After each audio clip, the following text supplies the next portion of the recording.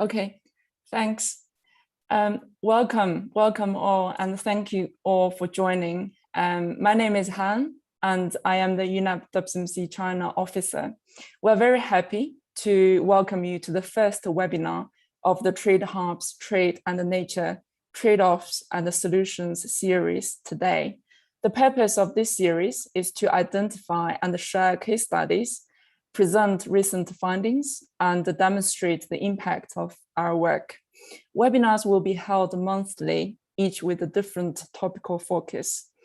The GCIF Trade Hub, launched in 2019, is the very first research hub of its kind. This brings together over 50 organizations from 15 different countries to help make trade sustainable for people and the planet. It is funded by the UK Research and Innovations Global Challenges Research Fund, UKRI GCIF. Our researchers are exploring frontiers of transformative change within the trade, environment, development nexus. And there are novel insights and empirical evidence being developed within the hub that merit sharing with a broader audience as we reach the project's midpoint now. So today's webinar marks the launch of a scoping paper published later today. This was done jointly by the Trade Hub, UNEP, and the Forum on Trade, Environment, and the SDGs. And the paper is titled Biodiversity and International Trade, a Policy Primer. The report is aimed at policymakers and the stakeholders keen to better understand the relationship between biodiversity, trade, and the trade policy. Most importantly, the paper highlights policy options to better align trade with the goals of international community to halt biodiversity loss. In today's world, trade presents a fundamental feature of our economy, and as an engine of economic growth, has raised the living standards for many. However, trade is also associated with problems by contributing to transport-related emissions and unsustainable consumption, for instance. So in this context, how can we maximize the positive impacts of trade while minimizing negative ones? And how can trade policies help us shift to a more sustainable trade system for all? So today's webinar provides a great opportunity for us to explore these questions from various angles. We will have Mr. James Voss, who will share with us insights from the Dasgupta review on ways that trade is linked to the state of biodiversity, followed by Dr. Caroline Dier-Bergbeck, author of the report to be launched today, who will introduce us to global trade policy dynamics and how these can be leveraged to ensure that global commodity supply chains do not contribute to biodiversity loss. And then we will have Mr. Matthias, who will provide us with an insight on the situation in Brazil and how country-level activities of the Trade Hub support policymaking and sustainable trade. Finally, we have the honor to welcome Dr. Joe Mei from China, who will offer final remarks from the perspective of China. So if we have time, we will then open the floor to audience for questions and comments. I would like to cover some housekeeping rules before we begin. So first, we would like to notify you that today's session will be recorded and the video will be made available on the Trade Hub YouTube channel. And second, your microphone will be muted and your camera will be off during the webinar. And the third, if you would like to comment or ask a question, please type in the chat function throughout the session. If your question is to a particular speaker, I would appreciate if you could please include the names.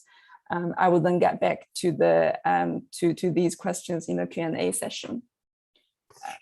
So and the fourth point, it's very important. If you have any technical issues, please send direct message to technical support Laura Mack via the chat.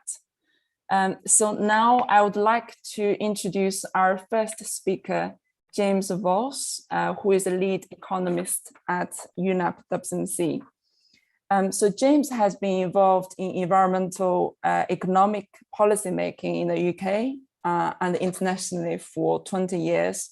And he's a co-lead of the Trade Hub's work on policy solutions and recently co-authored the Trade and the Biosphere chapter for the Dasgupta Review of the Economics of Biodiversity. So welcome, James, over to you. Thanks. Have I turned mute off? I have, haven't I? Can you hear me? Yes, all good. Yes. Excellent, good. Right, so I guess I'm just setting the scene a little bit really, but doing that through the medium of talking about some work that we did for the Dasgupta Review of the Economics of Biodiversity under the Trade Hub. On the bottom of this slide, I've put the links to the 2 reports that you can get to if you want to. So first slide, what is the Dasgupta Review? It was a big review commissioned by the UK Ministry of Finance. And it was commissioned in 2019 and took about 1.5 years to complete. It looked at the relationship between the economy and nature and highlighted really that we've gone way off track. So we've overused nature and degraded our stock of nature to the point that it's very easy to show that it's economically irrational. The returns on investing in nature are much higher than the returns on investing in other types of capital. The review highlights that this is a result of widespread institutional failures, and it suggests that the solution is to almost rebuild economics so it recognizes that the economy is based within nature, which isn't a particularly surprising conclusion, but it is a fairly fundamental one. And it says that we need to really change how we think about our progress, how we measure our progress, and we need to change how we act. It's got some great work in there about that understanding of the underinvestment. It's got some fantastic analysis of the distributional impacts of ecosystem degradation, and it highlights that the need to act is now, not 10 years in the future, because the costs double of action. And it also highlights that we're all asset managers in effect, because the decisions that we all make in our day-to-day life affect the state of nature. So it's very big, it's very comprehensive, it's 600 pages in all, but it does include, as Hans said in the introduction, a chapter on trade, which is based on a paper that we contributed. So I'll take you through that.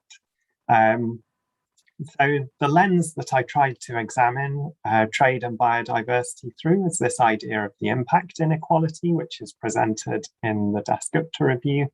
And that's their way of looking at the imbalance between the demands that we place upon nature and the regenerative capacity of nature, so the potential for the planet to supply those needs. So on one side of the equation, it's got the human population and our lifestyles, and then it's got an efficiency indicator as well, so showing how well we change, we use nature to benefit people. It's a very anthropocentric framework, but it does also in the review cover the more ethical values of nature. On the other side of the equation is the regenerative capacity of the biosphere, so that function on the right-hand side. And what I wanted to do through the paper that I wrote was look at how trade might influence the different terms in this impact inequality, and whether trade is likely to be broadening that gap or narrowing that gap. One thing I realized very early on, though, was that one thing that trade does do is make this inequality, or equality if you're reaching sustainability, a global condition, because being able to move goods around means you can have your population that's consuming the benefits we get from nature separately from the regenerative capacity of nature. So you don't have to have balance in this inequality everywhere, because for example, then cities couldn't exist.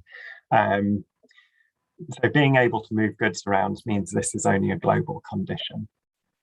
So I had a look through about what might broaden and what might narrow the impact inequality. And in trade analysis, there are a fairly standard set of effects that you look at. So the scale effect, the composition effect, and the technique effect. And I looked at those and tried to look at whether they would be broadening or narrowing the impact inequality. So the scale effect is about trade generating more economic output and more income.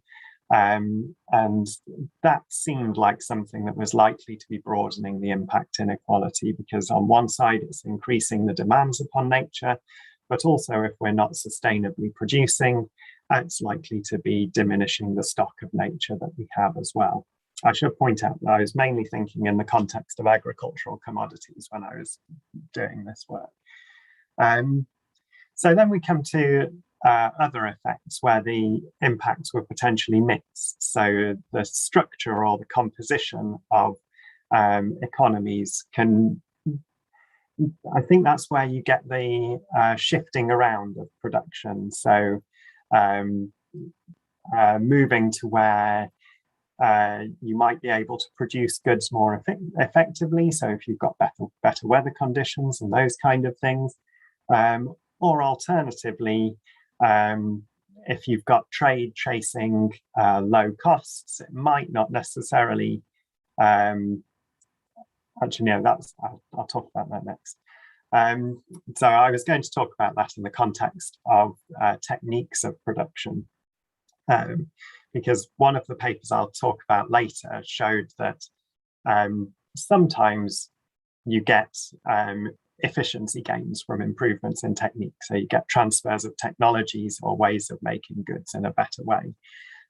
Sometimes you don't get that. So you get trade chasing low costs. And that might be that you go to a country where wages are particularly low, or it might be that you go to a country where you don't have to pay for impacts on nature. So you might start using nature less efficiently because it's cheaper to do so.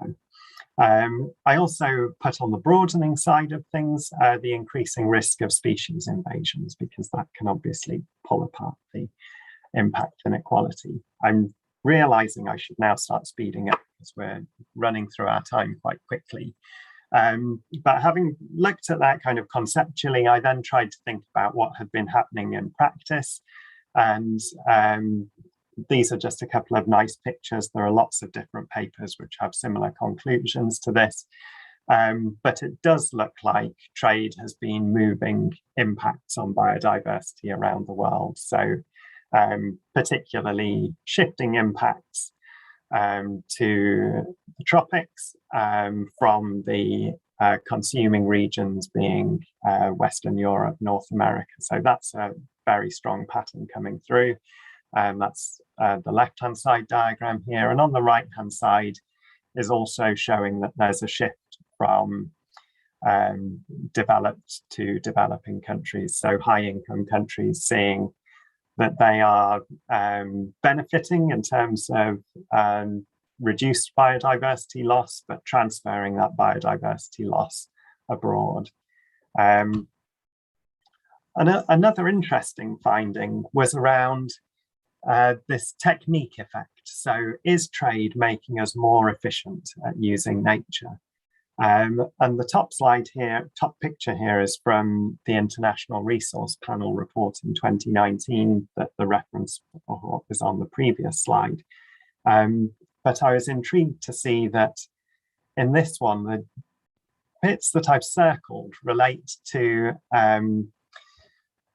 technical progress. And it seems that over the 16 years between 2000 and 2016, technical progress at a global level was actually reducing resource efficiency, which is strange. And then I've got another link at the bottom here to a report which looked at the same thing, but with a very specific trade angle, and found that trade was in fact reducing resource use it was increasing our resource use intensity. So we were getting much less efficient. And that applied to biomass as well. And as I said earlier, their reason for that was that trade was chasing other factors such as low wages rather than driving efficiency, which I thought was an interesting conclusion. I did a review of the various studies that have looked into how much of the biodiversity impact around the world is associated with trade. And I just put up a few of the statistics there, which give you a picture of that, the kind of scale of estimates that are out there, suggesting that 20 to 30% of biodiversity impacts or threats are down to international trade, highlighting that tropical commodities are particularly have a particularly adverse effect on global biodiversity. And then this last point is around the volatility of international trade and why that magnifies the impact to an extent, because or in terms of land use change. Because if you're meeting domestic demand and it's reasonably consistent, then around the margins, the impact of big swings in prices from international markets means that you get relatively big changes as a result at the national level in terms of, as it says there, driving land use change. And the ramifications of that are quite important to think through as well. So it's not just a biodiversity impact. Effectively, because countries aren't compensated for their biodiversity losses, there's a transfer of wealth associated with that, because if you recognize that nature is part of your wealth as a country, and that's being diminished because of trade, there's an effective movement of wealth from exporting countries to importing countries. There's also a potential risk of driving inequality at a local level. So where ecosystem functionality is disturbed, you'll get a benefit to the person or the persons engaged in the commodity trade, but potentially negative impacts elsewhere in the community. And then there's also this point about increasing risks of ecosystem collapse, where the impacts are usually modeled to be disproportionately falling in developing countries, because the richer importing countries tend to be able to trade their way out of trouble. So moving to the next best source. That said, I didn't want this to be an entirely negative sort of story about trade, because as I flagged at the start, trade can pull the impact inequality in both directions. But one thing which did also come through in my review of the literature for this project was that trade is really important for avoiding biodiversity loss. And the graph here is from the Bending the Curve work. And there, trade is used, especially trade in agricultural products, is used to avoid putting pressure on particularly high value biodiversity areas. And you need trade to allow food to be produced elsewhere, and you need free trade to allow that food to move around effectively. And also, it was very exciting to hear Professor Sarpatha Dasgupta, who wrote the overall review, talking. He received an international medal, I think it was last week, from Kew Gardens, and he was talking about trade as a particularly hopeful area because he saw a big convergence of interest on sustainable supply chains. So I was going to leave it there because I think Carolyn is going to talk next and talk about some of those potential solutions to help make trade more of a tool for biodiversity and the economy. Sorry, I was a bit long. That's all right, James. Thanks so much for walking us through the relationship between trade and the biodiversity in practice, both on the negative and the positive, and leave us with a note of hopefulness. Thanks. Now I'd like to welcome our second speaker today, Dr. Caroline Deer-Beck. So Caroline is the director of the Forum on Trade, Environment and the SDGs, a partnership between the Graduate Institute and the UN Environment Programme.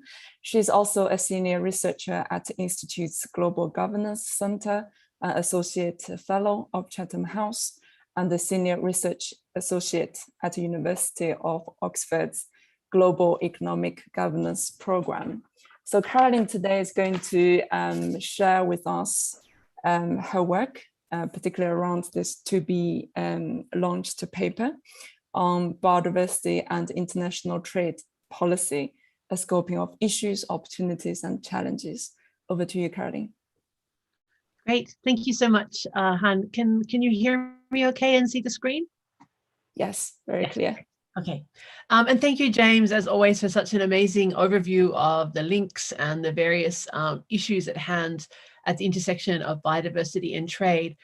So my job in the panel discussion today is really to help us think through where trade can act as an ally for biodiversity and nature, and also where are some of the most promising levers to help trade policy levers and levers alongside trade policy that could help us to transition to more sustainable supply chains for commodities and wildlife. And so I would say on both fronts, my general advice today is that there's no simple answer to any of this. There are no silver bullets. There's not one way, for instance, that we are going to fix trade agreements so that they are better for biodiversity or for nature. And there's no simple answer to how we would align trade policy in general, more with biodiversity conservation, sustainable use and restoration. But there are many avenues that we can pursue. And so in my presentation today, I do plan to provide an overview of some of the issues, opportunities and challenge related to biodiversity and international trade policy, and to conclude with some ideas of where I see some of the greatest prospects for progress lying. What I'll say today is an abbreviated version of analysis provided in the paper that was mentioned before that should be published online later today. And the purpose of the paper is really to provide an overview. It doesn't have the answer or claim to have, even really a set of recommendations on what's the way forward. It's rather trying to scope the issues, opportunities, and challenges to provide a way for policymakers both on the environment side and the trade side, and for researchers both on the trade side and the environment side to understand and navigate this issue a little better. So I'm going to just touch briefly today on some of the key issues noted in the paper. So the first is the paper starts out by trying to review the range of biodiversity related topics on the trade, environment, and sustainable development agenda. Now, of course, in James's presentation and the Trade Hub project, we're focusing very much on sustainable trade in commodities and wildlife. But I think it's really important, especially in the trade context, to understand the wider array of issues that are on the table and how these issues emerge in the very particular world that is trade policy and trade negotiations. So just on this slide, the first thing I wanted to emphasize is that in the wider policy arena, there's an increasing focus on trying to grapple with nature issues alongside climate issues, or at the same time, that they're intersecting challenges, and also to see challenges of pollution as intersecting with those as well. So that there's sort of these triple crises, and we can't really just treat biodiversity as a standalone issue. Certainly it's hard for trade policymakers to do so, and I think also for environmental policymakers to do so. So here around the circle, I won't go through all of them in any detail, but these are some of the sort of buzzwords that appear in the trade policy arena where biodiversity issues arise. Sorry to interrupt you there. Yes. Just checking, because we don't see the slides up right now. Oh, And can I just talk you through sharing them once again, maybe? sorry, I'm only up to the first one, so that's easy. Oh, perfect. Right. Good. Thank you very Got it much. right Is time. No that problem. better now? No, it hadn't come up yet for us, actually. So sorry. in the same way we shared it during Yeah, our sorry. tech one. Yeah. Voila. Here we go. Sorry, that was dumb. I just shared it with myself. No, not a problem There it at is. all. There you go. Good. Is that better now? Oh, thank you. Yes, the 3 circles: nature, pollution, climate. Yes. Okay, perfect. So that's the slide we should be on.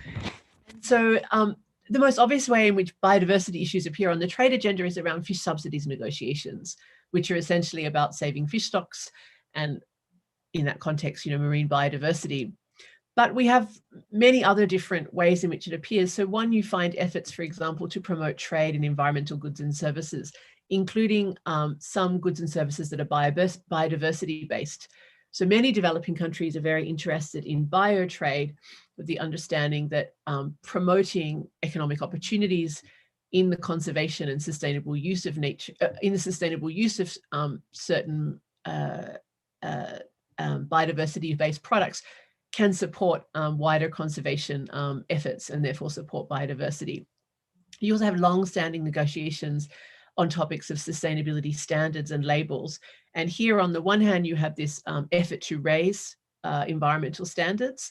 And you also have a lot of concerns from developing countries about ensuring that these standards are designed in ways that reflect the challenges that their producers face, particularly small and medium-sized producers and low-income communities, and also to help them to be able to meet those standards and pay for certification and so on, so that they're not disadvantaged in international markets around these products, for these products, and also that they can actually use that potential market access as a way of driving an incentive to raise the sustainability of production processes and methods.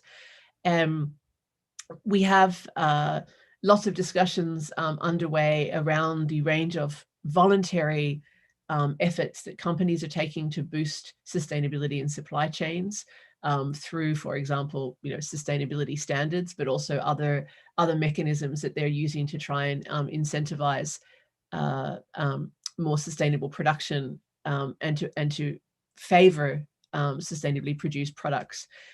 Looking around the other side of the circle, another issue that's really live in trade negotiations is around green aid for trade and trade finance.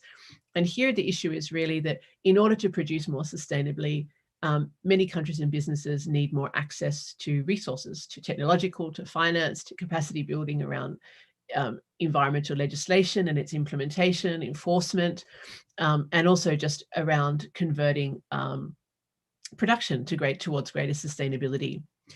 An interesting area at the moment is that there's also discussion of how to promote more sustainable agriculture. And a lot of this traditionally has been around issues of food security and how to ensure that farmers in developing countries reap greater returns from their participation in global trade. But increasingly, this interest in biodiversity is pushing a sort of more environmentally sustainable agricultural discussion onto the table. And of course, other issues on the table are things like trade in wild species and the role of trade in enabling the movement of invasive alien species that can also be damaging to biodiversity. So this is like just a super swift tour de table of what's out there, but these are the kinds of issues that are on the trade agenda in various ways, at various levels of development. But it's important, I think, for those working on biodiversity to have this sense of the wider context there. I'm just going to move to the next slide. So what I wanted to do with this slide is just to underline that there's, I won't go into all of the details on it, but when we think about shifting trade, we can think about shifting the trade rules, that are in agreements, and there are things that can be done in that respect, but we can also think about what happens behind the border in countries.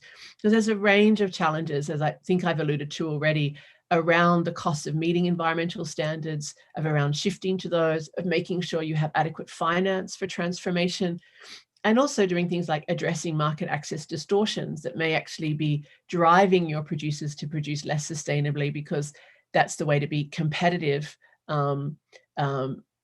perversely, it's the way to be competitive on global markets and that's especially the case, many developing countries argue, because developed countries have such high subsidies, especially for agriculture, so that in order to compete, they compete on environmental grounds instead. So there's a whole set of issues around the challenges that are there, that are not all of those are about trade rules per se. And then on the right hand side here, the other issue that it's important to consider is this importance of complementary actions and cooperation that might be taken, so that when we think about trade policy, I think it's important that we don't just think about sort of punishing competitors and penalizing them into changing their actions and restricting market access. We have to think about how we're actually going to promote greener production in those countries, whether or not it's imported to our countries or not, but for their own benefit at the national level and for whoever else they're exporting to. One of the big challenges in the world of trade is not to make sure that you're not just closing your own borders to products that you don't that don't meet your sustainability standards, but those products might just be shipped somewhere else in the world. So you're not actually achieving the goal of shifting the production on the ground. And then the fourth area is beyond government. There's many things that can be done to support more sustainable supply chains. So I'm going to just move to the next slide. Sorry, and I know I'm probably running out of time already. So what we did in the paper is just sample some of the areas that might be ripe for policy action, dialogue, and research. And here's sort of 5 buckets of areas that we outlined, but I just want to focus quickly on 2. I think in the world of trade negotiations, one of the areas where there's the greatest potential to engage on biodiversity issues is around agricultural negotiations, and to see whether it's possible to introduce a greater emphasis on environmental sustainability through those negotiations. And here I think it may be important for us to step beyond a very narrow focus on things like deforestation-free supply chains, no matter how appealing they are to constituencies in developed countries. It's also important to look at the wider array of trade-related factors that may be affecting the incentives in developing countries for them to be producing and exporting certain kinds of goods. And I think here we need to listen carefully to the other trade-related issues that they put on the table. Some of those are around market access for higher value added goods. Some of them are around things like environmentally harmful subsidies that developed countries have in place that they argue distort their trading prospects. So I think that's one important area. I think a second important area, looking in this second bluer box that I have, is around the importance of working out how we can implement high environmental standards everywhere and what it will take to do that. What kind of cooperation is necessary among this vast multitude of voluntary standards that are out there to make it simpler for producers everywhere to comply, to make sure that they have the financial support to comply, and also to see whether we can't make more of those voluntary standards mandatory, but in a way that works across multiple jurisdictions, so that it's not so complicated for green businesses to compete internationally, and that countries that do have high environmental standards have an incentive to raise them, but also to bring other countries with them. So that should kind of be our goal, I think, in the environmental standards area. And I think that will be particularly important around biodiversity issues. The other area that I feel is really important and understudied is around how we're going to really help countries themselves to assess the impacts of trade agreements on biodiversity, and to work out exactly where they need more trade-related financial cooperation or technological cooperation to make sure they have access to the right, to the resources that they need in order to make production more sustainable. And then the final area that I would just mention here is around trade in biodiversity-based products. But I think in the trade arena, we do need to find ways to work out where countries are sustainably producing products. How can we make sure that they have opportunities to trade those internationally and to generate revenues that their producers need nationally? So then the very last slide, I'll just turn to that quickly, is just to note that there are a whole range of different fora where we can take up these issues. I won't go through all of them now, but the key is to say that you have, there are trade-related processes like the WTO and FTAs and so on, but there are other processes that we can also look to around where there's for environmental cooperation or agricultural cooperation, where we can look to see if we can raise standards through those, so that you have a sort of conversation going on between the areas where we're trying to raise environmental standards and the trade arena. We don't need to set environmental standards through the trade arena, but we need to make sure that somewhere in the international system we're setting them, or countries are cooperating nationally to look for ways to coordinate around high environmental standards. And then the trading system its role is really to enable that greener trade to take place. The final thing I wanted to mention here on the last slide is that we do have some important opportunities, I think, at the multilateral level to take forward discussion of these issues. And one of them is the structured discussions on trade and environmental sustainability at the WTO. And this is a new process that was started last year, and it aims to provide a new forum at the WTO for governments to work together to identify priorities, to determine options and look for ways forward on environment and trade issues. It was launched last year with 53 members, and it's open to all WTO members to participate in. They've also made some provision for stakeholder participation thus far. But for the WTO Ministerial Conference in December, there's an effort to have a ministerial statement on environmental sustainability, with the idea that this should engage a far larger number than the original 53 members of countries committing to the need for more enhanced dialogue on trade and environment issues going forward. And ideally, we could put issues like biodiversity and sustainable agriculture on that agenda, so that it's something that we can really start to grapple with some of the ways forward on this issue. Not that all of the answers will be at the WTO, but it's a place for trade policymakers from around the world to come together and work out where and how they can make progress in ways that will promote more sustainable commodities, trade and agricultural trade. So I think I'll leave it there. Thank you very much.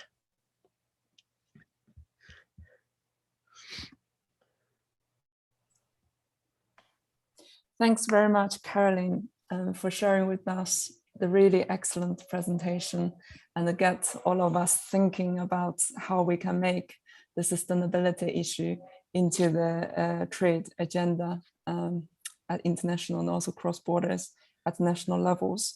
So next, I'd like to invite our third speaker, Mr. Matthias Couto.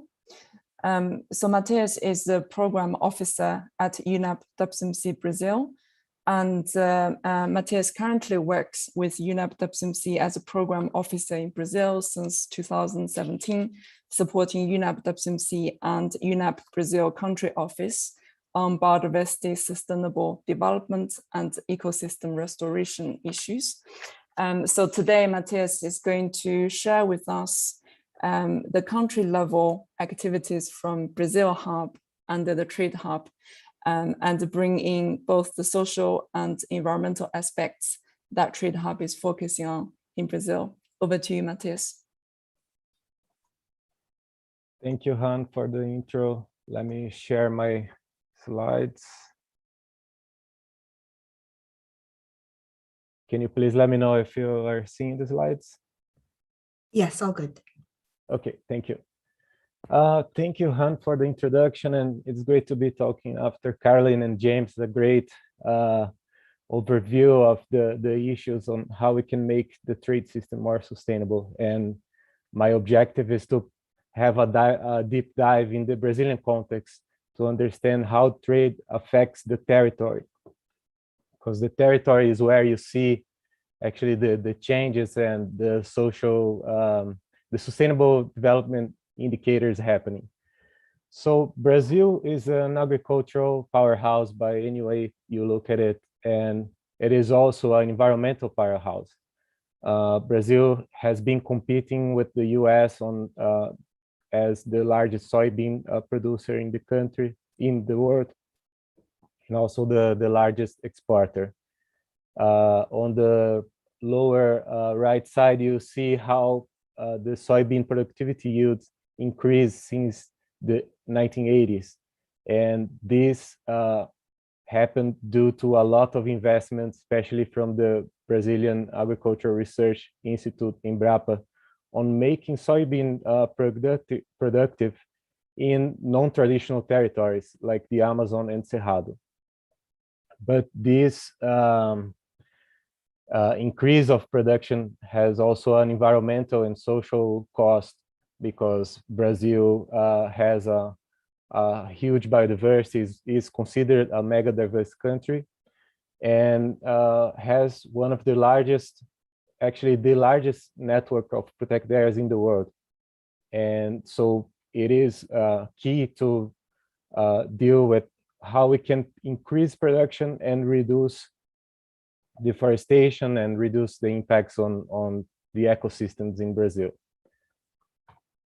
So in the context of the Trade Hub project, we are focusing in the Cerrado, which is an ecosystem located in the central Brazil. It is the most diverse tropical savanna. It has flat terrains, and it has 12 major water basins in Brazil. So there is a lot of water, and it makes it perfect for agricultural production. But 50% of the Cerrado has already been converted into pasture and agriculture. The opportunity for agricultural production has also an impact on the land prices. So we see that once the agricultural commodity infrastructure starts increasing in the territory, it generates an impact on the land prices, and it also creates an impact on concentration of land. Cerrado is half of the size of the Amazon, and the ecosystem conversion, so deforestation in this biome, releases 250 million tons of carbon CO2 equivalent annually.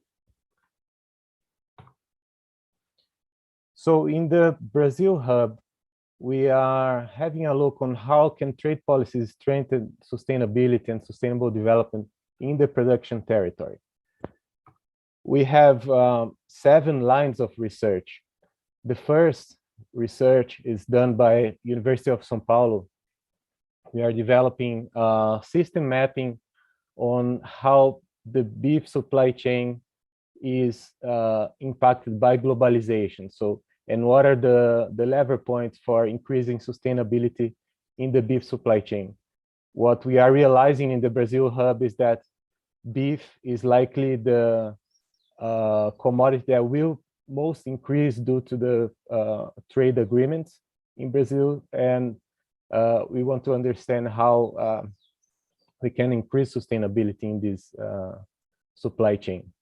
We're also, in collaboration with University of São Paulo and Imaflora, producing a study on how soybean intensification can be an instrument to reduce deforestation and land sparing, and producing novel information on looking at deforestation within the farm boundaries, not as in a point of view of expansion in the territory.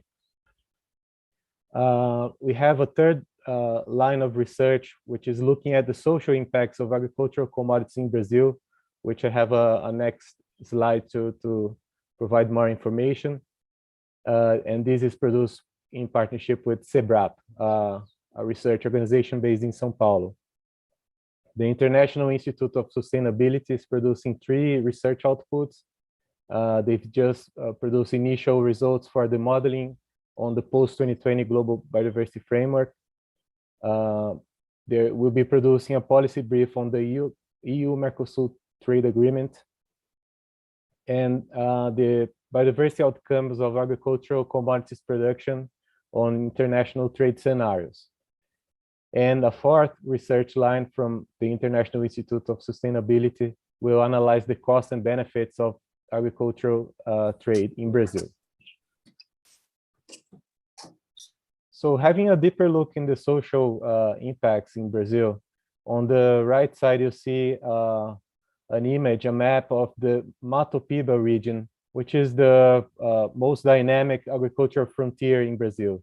And there, the territory has been classified in 4 categories. On blue, you have high production municipalities and high social indicators, which is mostly GDP. In yellow, high production, low social indicators. Pink, low production, high social indicators. And red, low production and low social indicators. So we understand that trade can have positive, neutral, or negative impacts, and we want to understand how to increase the positive social impacts in the territory. In November, we will launch three reports. The first is focused on gender in soybean production. The second is on food security and commodity production in the territory, because what we are finding is that municipalities are increasing soybean production, they decrease food production that is consumed locally. So this has been highlighted by James and Caroline previously, but it's interesting to have national data to support this. And the third report is on conflict and violence, and this happens mostly because of land conflicts, since Brazil still has some territories that are undesignated. So it's public land that has not been designated for concessions, protected areas, or rural settlements. And there are many communities in the territory that are responsible for conserving the Cerrado, although they don't have clear land tenure rights. So also in the context of the trade agreements, it's key to understand the Brazilian NDC, so the Brazilian climate target. In 2015, Brazil presented the NDC, and the target is to reduce 37% by 2025 and 43% in 2030. The baseline was having the year of 2005 emissions of 2.1 billion tons. And in 2015, it had an annex presenting the goal of zero illegal deforestation in the Amazon region by 2030, and the target of ecosystem restoration of 12 million hectares. And last year, in 2020, the third national inventory reviewed the baseline and increased the, it was correct to review the baseline with improved calculations, but it increased the amount of emissions in 2005, and the targets remain the same. So this represents an additional emission of 0.4 gigatons of CO2. And also in this new NDC, there is no annex. So the goal of restoring 12 million hectares, which is often referred in the trade agreements, and the zero illegal deforestation in the Amazon, it's not present in the national designated contribution. So my final message is that it's key for making trade sustainable. It's key to preserve Brazilian forests. Thus, it mobilizes as an effective and cheap solution to address climate change and biodiversity loss. And making trade sustainable is possible, but we need to understand the national context and mobilize trade policies to provide safeguarding incentives in support of national frameworks. Our research is showing that Brazil is able to meet the climate demand of soybean and other protein without deforestation. And this is why we need a safeguard to ensure it. And it's also showing that this can be one of the cheapest climate solutions, as the cost of reducing deforestation is less than $3 in the research that we are doing. The Brazilian agriculture depends on the ecosystem services because most of it's rain-fed agriculture. So it's in the interest of Brazilian farmers to preserve the forest. And these are my final messages. Thank you, Han, and over to you. Thanks so much, Matthias, for reminding us the importance of understanding national context and the importance of data. And also, I like the presentation you provided in terms of using the analytical approach to really understand how we can enhance positive impacts and reduce negative impacts of trade. So today's final panelist, we have the honor to have Dr. Joe Mei, who is the Deputy Director at the Institute of American and Oceania Study in the Chinese Academy of International Trade and Economic Cooperation under the Ministry of Commerce. So during his 15 years at Caltech, Dr. Zhou's research has covered the outward investment, international contracting, international labor cooperation, and international aid, trade in services, multilateral and bilateral agreements in support of China. So over to you, Dr. Zhou, to provide us with today's final remarks. Thank you, Han. I think it's a very nice time in China. We are having the Mid-Autumn Festival in these days. So I also want to congratulate every panelist for the great speeches. And I learned a lot from your speeches. From James' speeches, we learned that there will be some possibilities when we're comparing with the demand and the supply of the trade and related policies. And Caroline provide us a lot of different kind of a combination about the policies in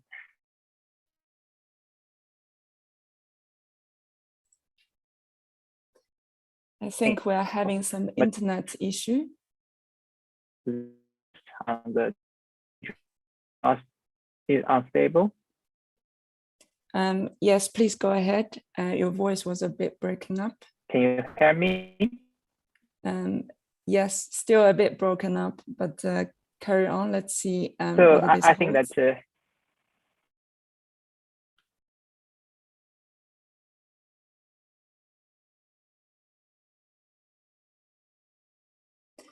I think we've lost Dr. Zhou. In this case, I'd like to, Dr. Zhou, are you back? Sorry for that. Can you hear me now? Yes, maybe you can turn off your video just to save the bandwidth. Okay. So I think that, how's that? Is that good? Yeah, it's better. Go ahead. Okay. Yeah. So I just mentioned that I have learned a lot from the panelists who giving us not only the examples, but also the policy suggestions on the possible relationship between the trade and the sustainability and biodiversity. And our team was is new to this kind of research of collaboration between all the stakeholders around the globe. So I think that we are just trying to review the process, especially in the past decades, to see whether there are some kind of relationship between the trade volumes, the trade structures, trade destination, and the partnership with the trade policies. So I think that during these kind of topics, I believe that we should think about the different impacts of trade, as the panelists also mentioned, that it should have two sides, in fact, bad things or good things. And I think that there may be some kind of reason why we are reaching this stage is because that we are trying to develop the trade itself. We haven't make the policies and the ideas of biodiversity to go at the same time.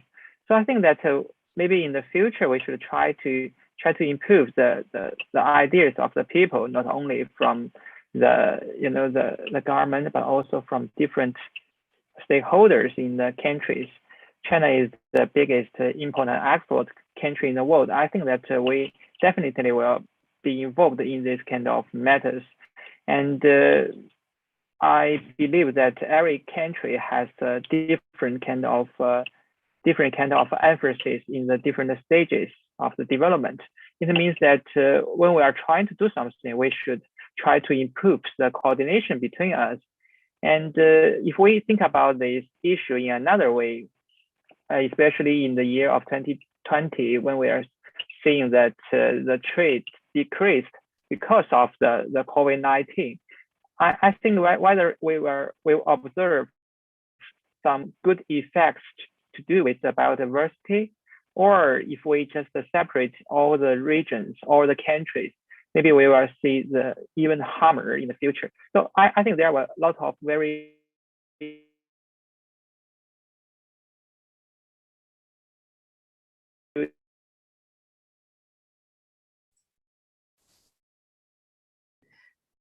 I think we lost.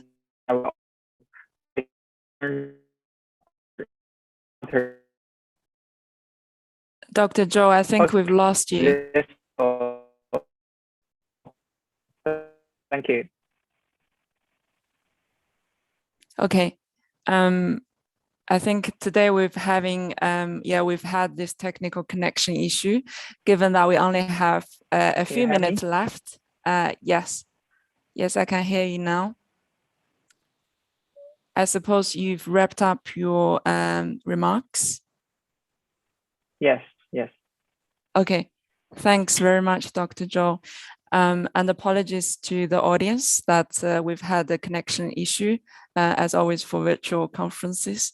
But we have received very interesting questions, and my colleagues have managed to synthesize these. So I'd like to keep the floor open for maybe the first question thrown to our panelists, if anyone wants to provide remarks. So the first question actually combined is there have been several really interesting questions focusing on the question of demand. So how can we balance trade's role in making available cheap products to all the one hand and environmental impacts of production disposal on the other? I'd like to open this to our panelists, if anyone wants to chip in to respond to this question.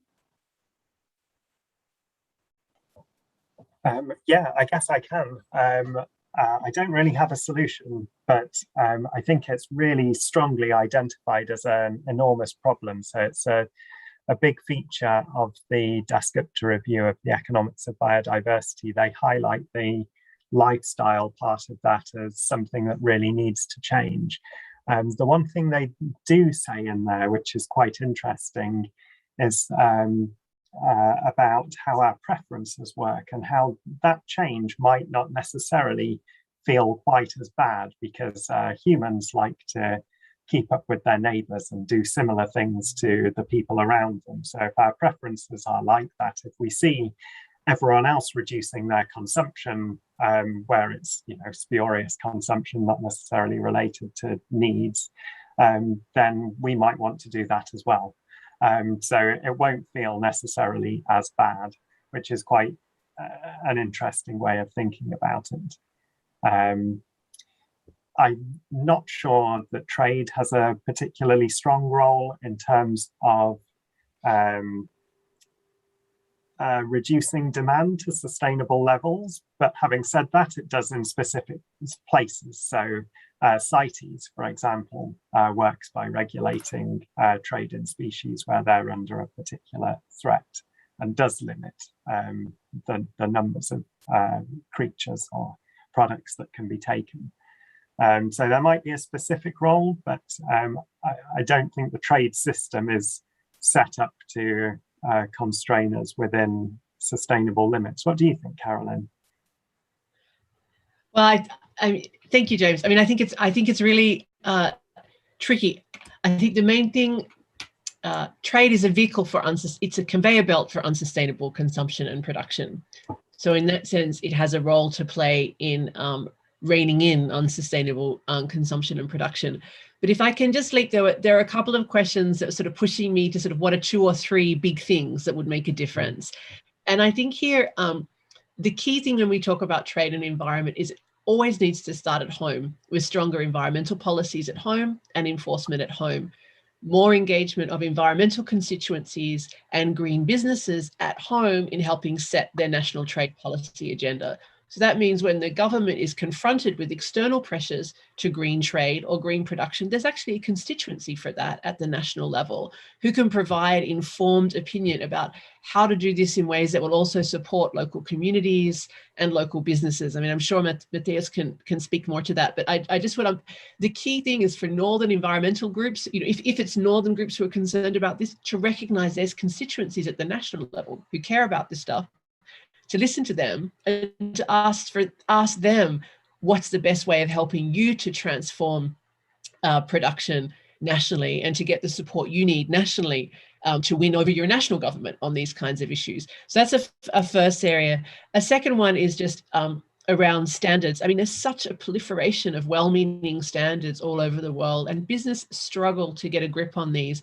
Now, the International Trade Center and IISD are doing great work to provide a map of many of these standards in ways that would help business to know what's out there, what do we have to comply with, but it's still an extremely messy terrain. So I think anything that we can do to help governments nationally get a handle on voluntary standards at the national level, and help to come up with something a bit more coherent, and then work with each other. Because if it's trade that's going across borders, we need sustainability standards that on the one hand are adapted to local conditions and are flexible to apply to local conditions, but on the other hand mean that goods everywhere are having to raise the bar. And that means that consumers everywhere will not be able to consume terrible goods, because everyone's in alignment that we need to move this up. So I think that anything we can do that's around cooperation around standards is really, really important. And then the third thing is, sure, we need to be willing to promote trade in the good stuff, make sure that the good stuff, there is opportunities for the good stuff,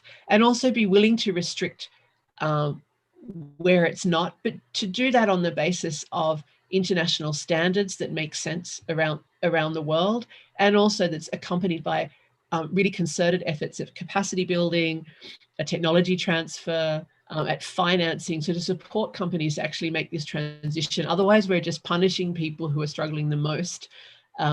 We risk doing that. And I think on the one other thing I would say is not to underestimate the fact that sometimes these are very large multinationals also involved in this, and they can play a role as supply chain leaders. But in countries themselves, it's not only good guys, like they're big, powerful national companies that, that need to be grappled with in order to produce more sustainably. And that's something that we need to support local environmental constituencies to help tackle at the national level as well. Anyway, I'm sorry, that's probably more than my minute or two. So I'm sorry, Han. I think you managed to cover all the 3 questions we summarized, Caroline. Thanks. So we did receive lots of questions around, the standards, voluntary rules, regulations, and also around the businesses. So if all the panelists are okay, I think we have really interesting session today, and we have one more question. If it's okay for you to all stay online for another 5 minutes. My final question. So here's another question from our audience. It's very difficult for businesses that seek to improve their sustainability to access information on sustainability of so many biodiversity derived products, which they may wish to use or sell. So how can this information gap or information flow be addressed? I think for this one, Caroline also touched upon, but I'd like to invite also the other panelists who may wish to share your remarks on this question around businesses.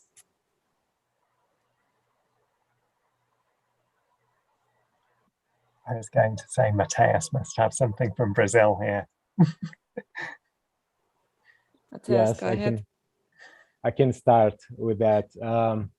So this is one of the goals of the project, right? To identify, we have many information, but the information is scattered, and we need to organize and synthesize this information, make it available for our business. And this will be addressed during the course of the Trade Hub project. In Brazil, I think what is important regarding the, we had a first glance in the global biodiversity framework modeling and addressing the previous question also. I think it's possible to have a sustainable level of trade and enforcing the global biodiversity framework for the countries, and putting the GBF in the same level as the climate agreement should be one of the key issues.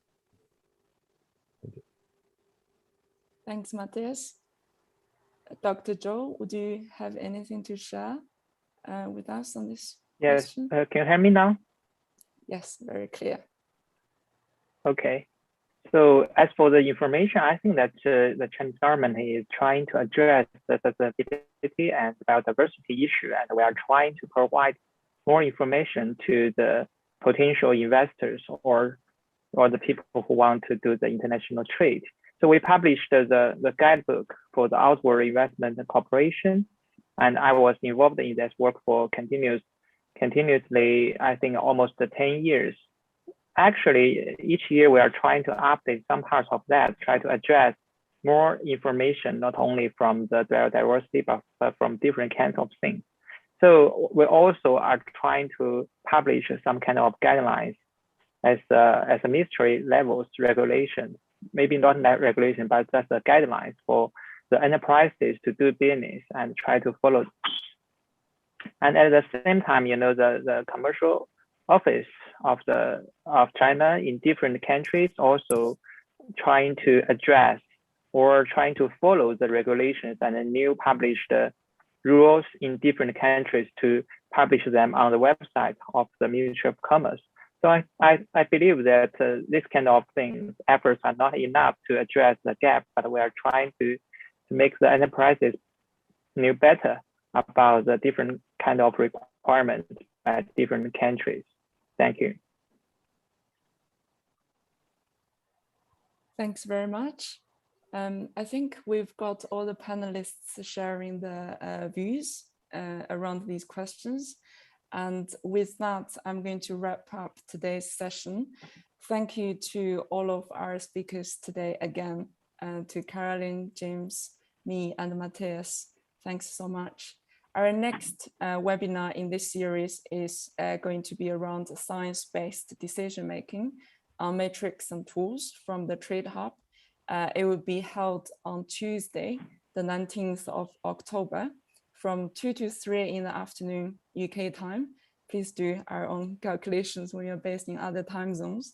The registration link will be shared in the chat. Please save that and save the date.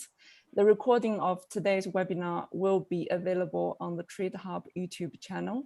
If you wish to stay updated about the Trade Hub project, please visit our website or follow us on social media. So thank you all for your attendance today, and I wish everyone a very nice day and happy Mid-Autumn Festival to colleagues from China. Thanks. Thank you. Bye. Bye-bye.